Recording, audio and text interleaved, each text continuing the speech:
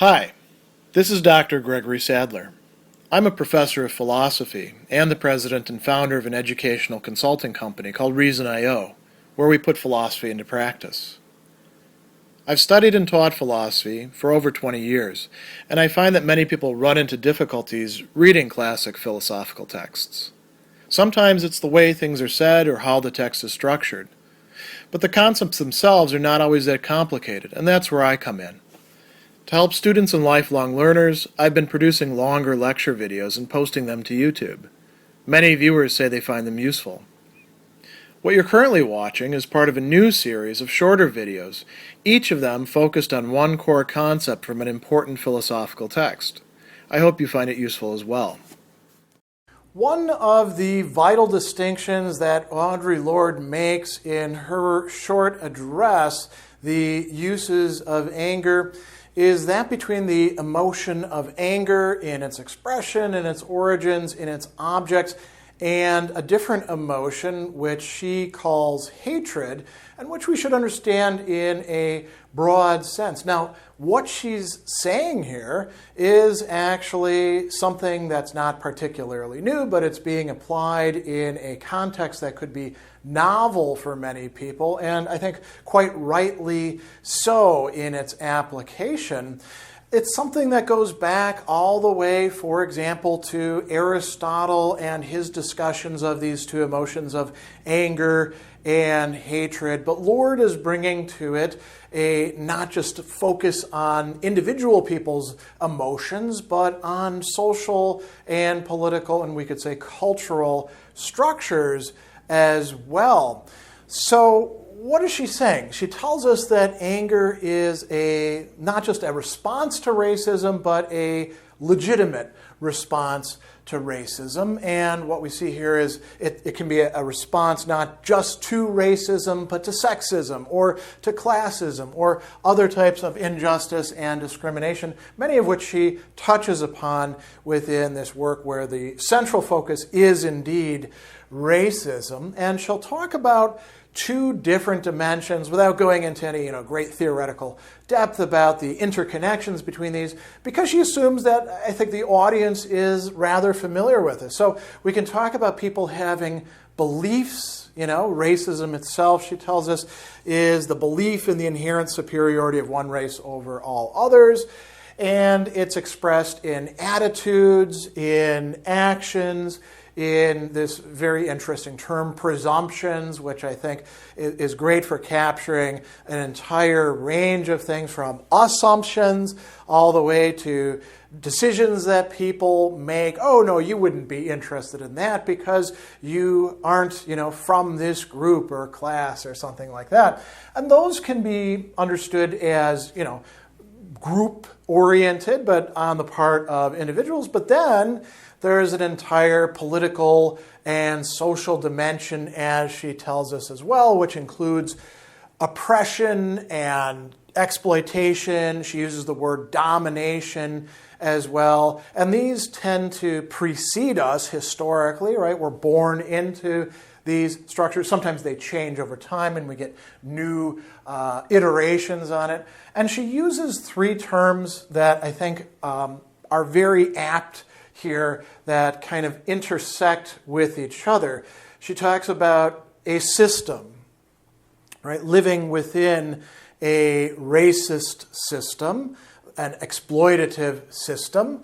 Context, that's another good way of thinking about it. And then she talks about individual or institutional, right? So our institutions themselves can be places and spaces where these dynamics play themselves out, even if people are, not harboring racism in their heart or saying racist things. Sometimes the way things are set up can lead to, we could call it, racist outcomes. And there's a interplay between the two of these, the individual and society, right?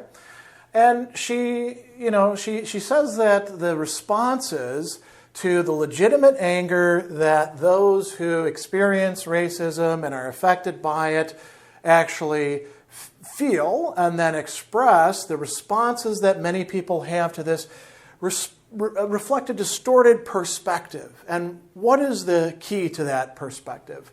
Identifying women of color's anger as the fundamental problem, rather than seeing the anger itself as a response to what the real problem is, that's scarier, that needs to be addressed, that's harder to call out because it's usually something involving those who have power, prestige, wealth, all these things that elevate them above those who are marginalized and vulnerable. And she's talking to her fellow feminists in this case and saying, a lot of you are racists.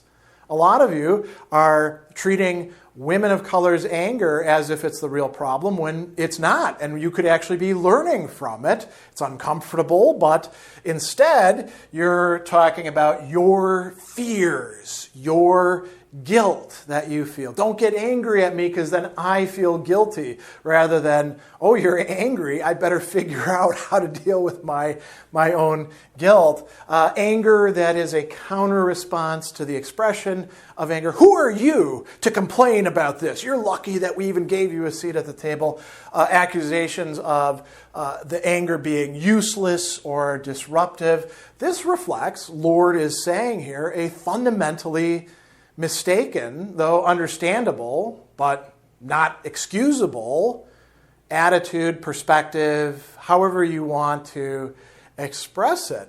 And she does say, listen, women often have a lack of tools for facing each other's anger constructively, and we need to work on that. This could be extended not just to women, dividing things up in terms of race, but as she points out, in terms of class, in terms of age. We could think about ability. We could think of all sorts of other things as well. And then she's got this very interesting passage where she talks about women who have been, or really anybody who has been raised to fear.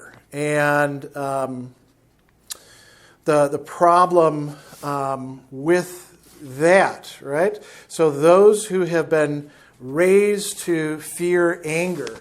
Now, whose anger is she talking about? Well, it could be fear of the anger of those who are powerful. It could be anger of their own that they don't want to admit, feel, express, act upon, because then that could lead to problems. Or it could be the anger of women of color who are raising issues of racism and bringing up all sorts of issues as well, right? So this covers a lot of ground.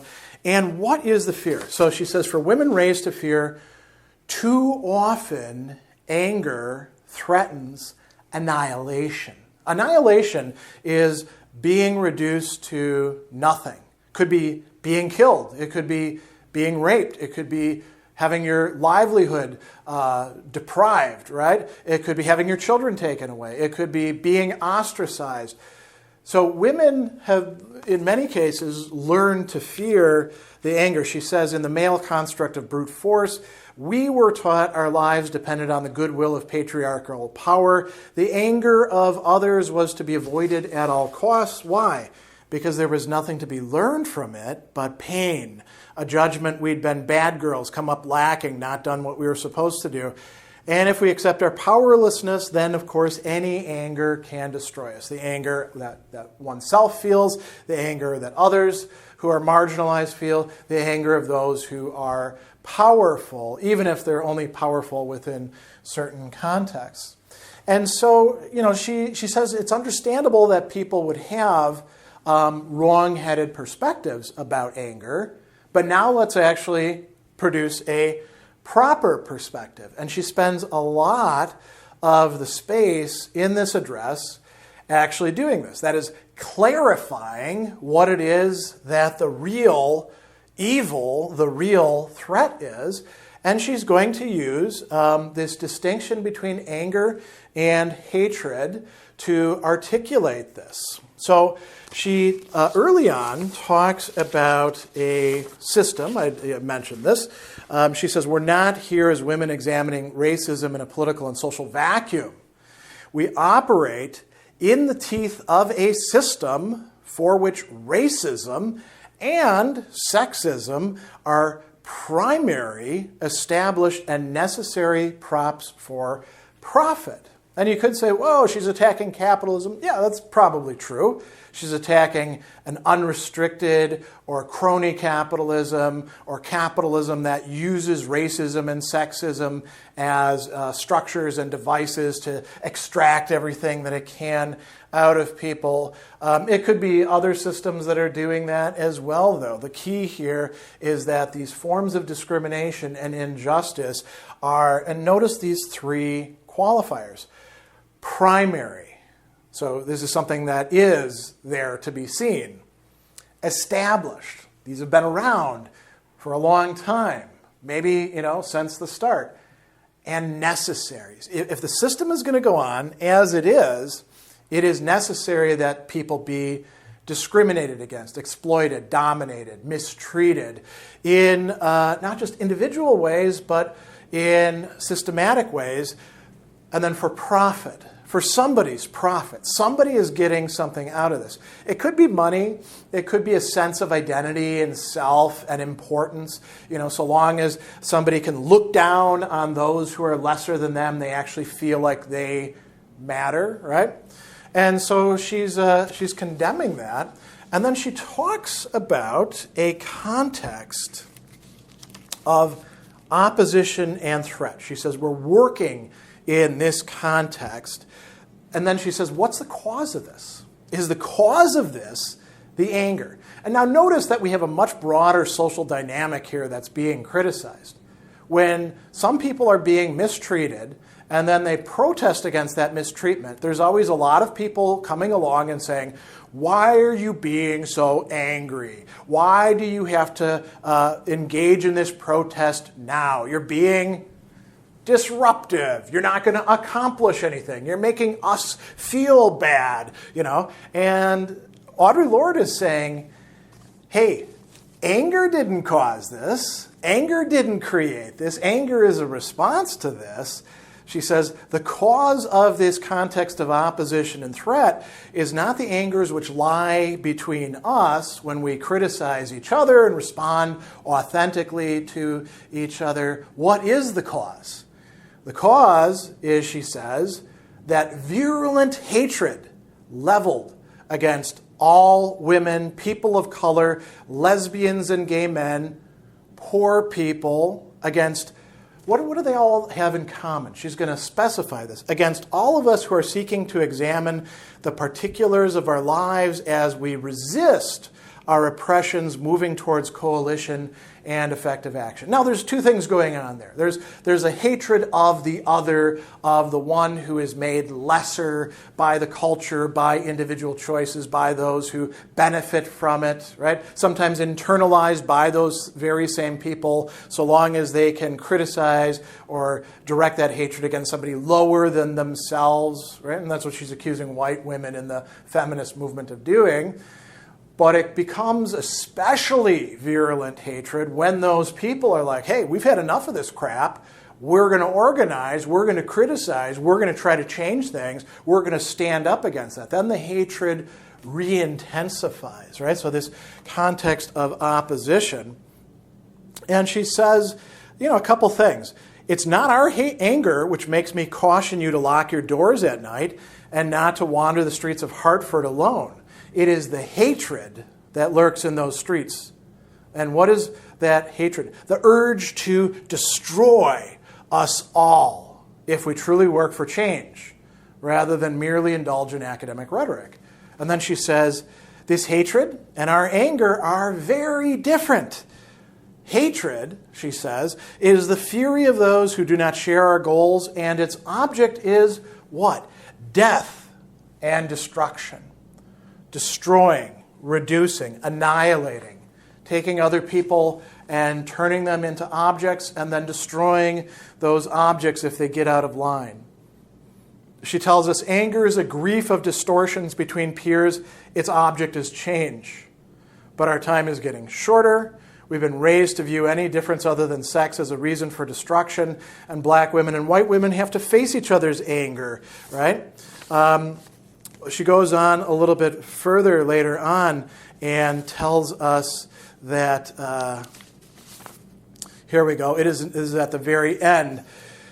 It is not the anger of black women which is dripping over this globe like a diseased liquid. It is not my anger that launches rockets, spends over $60,000 a second on missiles and other agents of war and death, slaughters children in cities, stockpiles nerve gas and chemical bombs, sodomizes our daughters and our earth. It is not the anger of black women which corrodes into blind, dehumanizing power bent upon the annihilation of us all unless we meet it with what we have. And so, she's recognizing there is a genuine hatred flowing out there, embodied in some of our very social structures, which are not just hatred, but which encompass that. And we shouldn't mix that up with the anger that people are legitimately feeling. The last thing that I want to bring up is a really key point that she's making, and it's encompassed in one sentence. If I speak to you in anger, at least I have spoken to you. Being angry with another person does not mean being bent upon their destruction. That is hatred.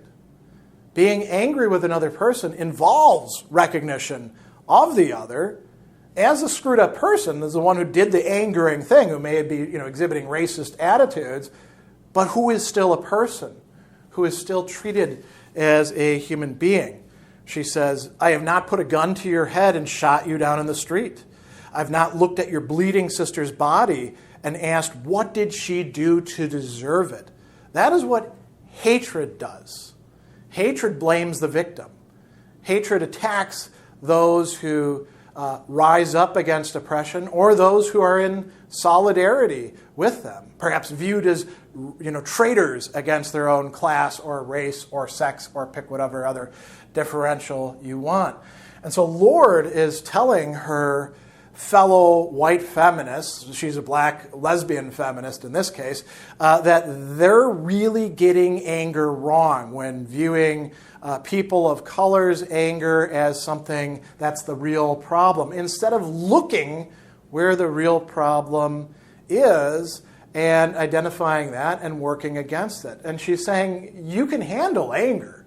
As a matter of fact, it's very important that we learn how to be angry with each other and maintain a proper perspective. So this distinction between anger and hatred can be an essential part of that.